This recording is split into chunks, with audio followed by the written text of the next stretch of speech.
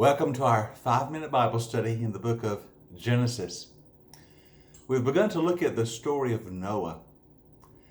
Now we saw that in Noah's day, the world had become evil. The consequences of sin had worked its way all through society. And the Bible gives that grim description that the thoughts of men's hearts were evil all the time, except for Noah. Noah found favor in the eyes of the Lord. And so God revealed his plan to Noah, said, I'm going to bring judgment upon the world, and your family is going to be saved. And through you, I will save my creation. So he told Noah to build an ark to prepare for the coming judgment. Now, as we pick up the story in Genesis chapter 7, we read these words. So the Lord said to Noah, go into the ark, you, your family, for I have found you righteous in this generation. Take with you 7 pairs of every kind of clean animal, a male and its mate. 1 pair of every kind of unclean animal, a male and its mate. And also 7 pairs of every kind of bird, male and female, to keep the various kinds alive throughout the earth. 7 days from now, I will send rain on the earth for 40 days and for 40 nights.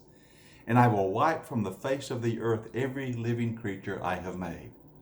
So Noah did all that the Lord had commanded him.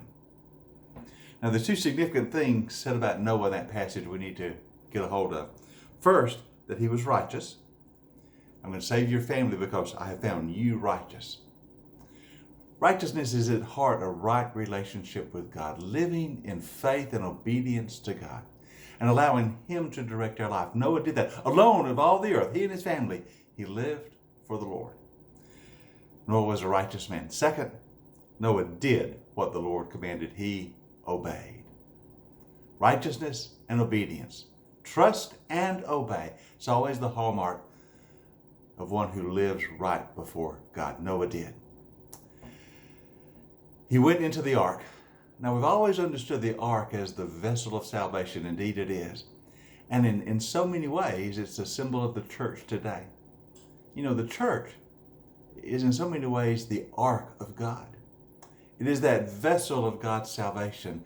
And as people come into the church, they come in faith and belief, they're coming into the vessel of God's saving, redemptive grace of his people. It's always good, is it not, to be on the ark. You know, when people ask me, should I be a part of the church? I say, yeah, I think you should. Because you want to be a part of God's redemptive people. You want to experience his grace. You want to be on the vessel of God's salvation. God said to Noah, go into the ark. And he did. He took his family and also took the animals, male and female of each kind.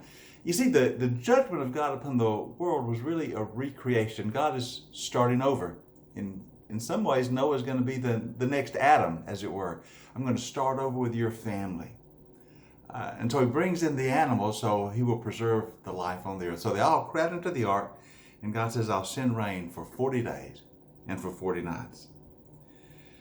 Now, after the rains came and the floodwaters engulfed the earth, then in chapter 8 it says, but God remembered Noah and all the wild animals and all the livestock that were with him in the ark. He sent a wind over the earth, and the water receded. The springs of the deep and the floodgates of the heavens had been closed. The rain had stopped falling. And on the 7th day of the 7th month, the ark came to rest on the mountains of Ararat. The waters continued to recede until the 10th month. And on the 1st day of that month, the tops of the mountains became visible. And Noah, after 40 days, opened a window he had made in the ark. I love the way that chapter starts, chapter 8. God remembered Noah. God never forgets us. God never forgets his children. You know, sometimes we wonder, God, have you remembered me? Maybe Noah wondered that for all those days he was in the ark, but God remembered Noah. He remembered his chosen people. He remembered those him saved. And so the waters begin to recede, and the ark comes to rest on the mountains of Ararat. And a new age in the earth is ready to begin. In the story of Noah, we see that people who are faithful, that is, who will be in right relationship with God, who will trust and obey, God always remembers us. He always delivers us. His salvation is always available. We want to be like Noah. People of righteousness in right relationship with God. A people of faith who trust in what God says. A people of obedience who do what God tells us. God will always make a place in the ark for us. And we definitely want to be on the ark. The vessel of God's salvation, the church of Jesus Christ. Let us follow the example of Noah, knowing that God will always remember his people, us, as he remembered Noah. Hope you have a great day today. I will see you again next time in our 5-minute Bible study. We'll talk about the covenant God makes with Noah after the flood. But that'll be for our next time together. I'll see you then. Have a wonderful and a blessed day.